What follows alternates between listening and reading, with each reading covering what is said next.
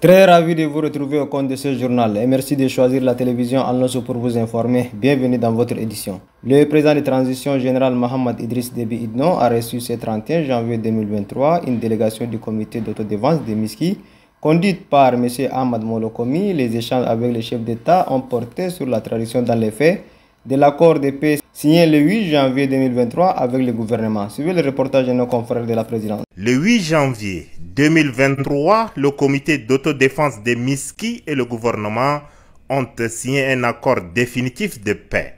23 jours après avoir scellé cette paix de brave, une délégation du comité d'autodéfense de Miski, conduite par Ahmad Molokomi et comprenant 6 personnes, est venue à la rencontre du président de transition, président de la République, chef de l'État, le général Mohamed Idriss Déby Itno. La rencontre a duré 2 heures. Tous les points restés en suspens ont été rediscutés au cours de ces échanges directs et sans filtre. Ahmad Molokomi, chef de la délégation, au sortir des discussions. Nous sommes venus dans le cadre de réconciliation, dans le cadre de la paix, soutenir la politique du gouvernement pour instaurer la paix, la réconciliation au niveau du département de Mikoussi. Une vidéo humiliante montrant des tortures infligées à des paisibles citoyens circule depuis quelques jours sur la toile. Ces sévices sont attribués aux ressortissants de Miski. Natif de Miski, Ahmad Molokomi balaie ces accusations d'un revers de la main. Pour lui, cette vidéo est vieille et elle a été tournée dans le nord Libye et non au Tchad. Les vidéos n'ont aucune relation avec Miski. C'est une très vieille vidéo qui est filmée au-delà de notre territoire et ça ne nous concerne pas. Le département de Mikoussi, plus particulièrement Miski, nous habitons avec les Tchadiens et dans la paix, et ce sont de nos frères. Et les images qui circulent sur les réseaux sociaux n'ont aucune relation avec la réalité de la communauté qui vivent dans la zone département de Mikoussi, plus particulièrement Miski. Abdraman Kolamalla, ministre de la Réconciliation nationale et de la cohésion sociale, abonde dans le même sens. Il y a une prolifération de fake news sur les réseaux sociaux, notamment des vidéos fantaisistes qui datent de plus de 4-5 ans et qui n'ont rien à voir avec les événements actuels. C'est juste parce que plusieurs personnes ne sont pas très satisfaites de cet accord et ont voulu injecter sur les réseaux sociaux des vidéos fantaisistes qui n'ont rien à voir. Le gouvernement est serein. Le chef de la délégation du comité d'autodéfense de Miski, Ahmad Molokomi, dit croire en la bonne foi du gouvernement afin que les points contenus dans l'accord soient appliqués. Nous sommes très satisfaits avec le résultat et nous continuons à finaliser cet accord. Nous trouvons le président de la République quelqu'un qui écoute son peuple et qui a la volonté d'instaurer la paix. Le ministre de la Réconciliation nationale et de la cohésion sociale se veut aussi rassurant. Le gouvernement est déterminé à relancer cet accord et à lui donner plus d'ampleur et pouvoir satisfaire tous les points de revendication des populations de Miski. Le ministère de la Réconciliation poursuivra ses efforts avec ces populations pour que les choses redeviennent bien, qu'on réouvre les écoles, que les populations puissent bénéficier du soutien du gouvernement comme toutes les populations dans toutes les régions du Tchad. La vidéo avilissante et choquante date de plusieurs années. Elle n'est pas tournée au Tchad et les auteurs ne sont pas tchadiens, moins encore ressortissants de Miski, rassure le comité d'autodéfense qui dit rester fidèle aux engagements qu'il a pris. Toujours à la présidence, le vice-président du Conseil souverain de transition du Soudan, général Mohamed Hamdan Dagalo, a été reçu ce 30 janvier 2023 par le président de transition, général Mohamed Idriss Déby Itno. Deux hommes d'État ont échangé en tête-à-tête sur la coopération bilatérale. Suivez une fois de plus le reportage de nos confrères de la présidence. C'est pour mettre les deux responsables au sommet de l'exécutif soudanais au même niveau d'information que le président de transition, président de la République, chef de l'État, général Mohamed Idriss Déby Itno, a invité ce jour, 30 janvier 2023, le vice-président du Conseil souverain de transition du Soudan, général Mohamed Hamdan Dagalo, pour cette visite d'amitié et de travail au Tchad. Cette rencontre qui intervient au lendemain de la visite du président du Conseil souverain de transition du Soudan, le général Abdel Fattah al-Burhan Abdurrahman, revêt toute son importance quand on sait les liens forts d'amitié et de coopération qui lient les deux pays amis et les deux peuples.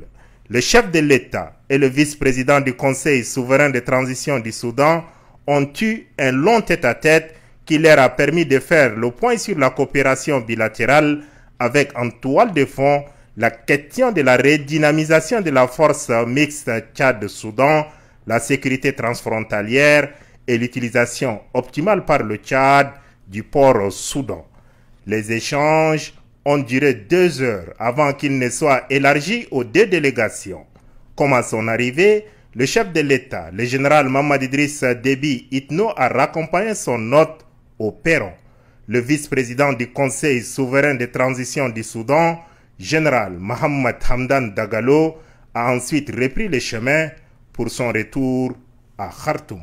Une cérémonie de formation de 50 femmes en technique de gestion des activités génératrices a eu lieu ce 31 janvier 2023 au bureau annexe de l'Office national pour la promotion de l'emploi de Farsha dans la commune du 1er arrondissement. C'est le directeur général de l'Office national pour la promotion de l'emploi, Sadiq Ibrahim Diko, qui a lancé officiellement la dite formation. Je vous invite à suivre un extrait de son propos au micro de Moussa Mohamed. Je suis particulièrement ému de vous voir rassemblés pour ces instants solennels que nous avons consacrés à aider les personnes vulnérables, constituées essentiellement des filles mères et de veuves à être autonomes dans leur vie active.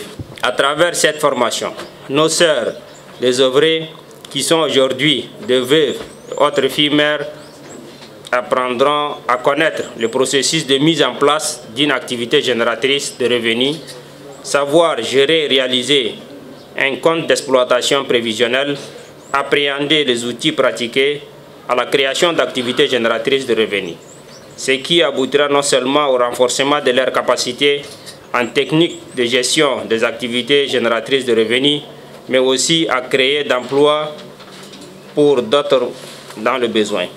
Le développement de l'emploi indépendant demeure un véritable outil de lutte contre la pauvreté, car il permet de créer davantage d'emplois et de faciliter l'insertion des couches vulnérables dans la vie active.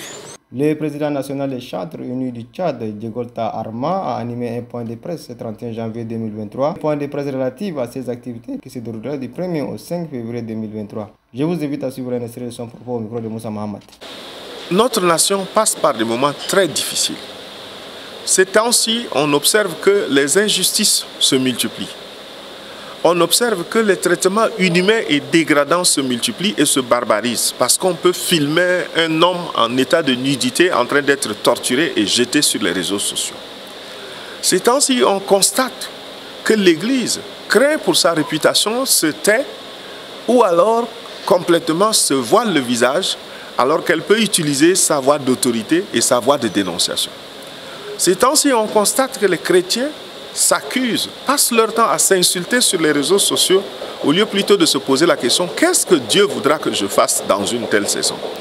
C'est ainsi qu'il a plu à l'Éternel de nous inspirer, moi et mes 2 frères, serviteurs, à travers le ministère des Chantres Unis, de pouvoir organiser ce séminaire qui va durer du 1er au 5 février et qui va avoir pour thème de base le Psaume 127. Si l'Éternel ne bâtit la maison, alors ceux qui travaillent, travaillent en vain. Mais aussi les fils sont comme les carquois d'un homme dans son... Comme les carquois, les flèches d'un homme dans son carquois. Il peut s'en servir. Alors nous voulons que dans cette saison, ces enseignements qui seront donnés sur 3 sites tous les matins de 9h à 12h30, mais aussi les après-midi. Alors le matin, nous aurons les femmes à l'église La Parole de Vie. Le matin, nous aurons aussi les jeunes à l'église évangélique des Nations à Moursal. Nous aurons aussi les cadres et les responsables des églises et les décideurs sur le site de l'église missionnaire ou l'église Corée tous les matins, pendant la période du 1er au 5, mais aussi dans l'après-midi, tous les jours de 15h30 à 18h30 à l'église Éden, le site principal. Nous allons donc passer des moments dans la prière, dans l'adoration, dans la louange et dans l'écoute de la parole. Dans le cadre de sensibilisation, le programme national de lutte contre le paludisme a organisé ce 31 janvier 2023 un atelier de formation à l'intention des journalistes et communicateurs sur la prévention et le rôle des médias dans la lutte contre le paludisme au Tchad. L'objectif de cet atelier est d'outiller les journalistes et communicateurs sur la prévention et le rôle des médias dans la lutte contre le paludisme au Tchad. C'est le coordonnateur général du programme national de lutte contre le paludisme, Mohamed Sare Isaac Diar, qui a ouvert les travaux et souligne ici l'importance de cette formation. C'est fatal pour ces patients-là. Mais non seulement ça, mais on a aussi cette tendance à dire Bali Sake, alors que c'est la maladie qui tue le plus. Aujourd'hui, on s'est beaucoup inquiété pour Covid et le reste des maladies qui peut-être depuis leur apparition jusqu'à aujourd'hui, il n'y a pas eu plus de 200 décès. Mais le paludisme chaque année tue des milliers de personnes ici au Tchad, mais on ne donne pas, on n'accorde pas cette importance que le Paris devrait avoir, que ce soit dans la sphère de nos médias, que ce soit dans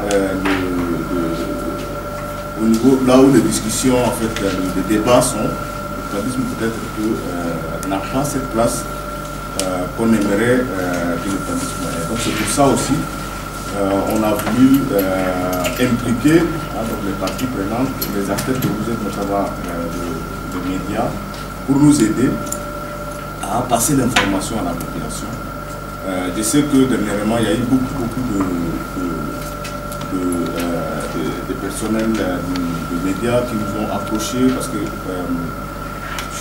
nos portes sont ouvertes à toute personne qui veut passer. Donc, beaucoup d'entre vous, je les connais, parce que voilà, on a eu à discuter, que ce soit au niveau de nos locaux ou bien en marche d'un lancement, ainsi de suite. Donc c'est pour vous dire que de plus en plus, les médias viennent vers nous, mais même si c'est le cas, en fait, c'est pas assez.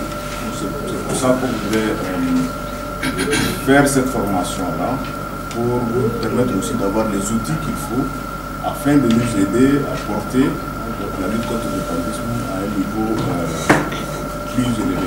La campagne d'information et de vulgarisation des recommandations et de résolutions issues du dialogue national inclusif, organisée par le mouvement patriotique du salut, se poursuit dans la ville de N'Djamena après la commune du 3e arrondissement. Le cap est mis ce 30 janvier 2023 sur la commune du 4e arrondissement. Le compte rendu avec Oumar Ida. Suivez.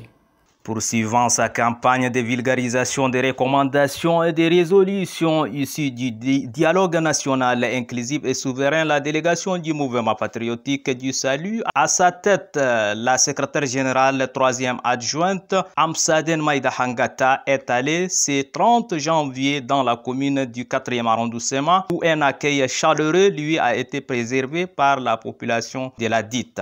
Présent à cette cérémonie, le secrétaire exécutif du mouvement patriotique du salut du 4e arrondissement, le maire de la dite commune, le membre du mouvement patriotique du salut, ainsi que les militants et militantes de cette formation politique. Dans son mot de bienvenue, le président du comité d'organisation, par ailleurs, secrétaire exécutif du 4e arrondissement, Barka Mustafa, a salué la délégation pour cette noble mission dans la ville de N'Djamena en général et la commune du 4e en particulier, ainsi que la population sortie massivement pour accueillir la délégation. Dans son allocution, le secrétaire général communal de la ville de N'Djamena, Abadjid Mamar, appelle les militants et militantes du mouvement patriotique du salut à se mettre pour le triomphe du parti. Le MPS aime les défis et depuis toujours, il a su avec tact comment les relever.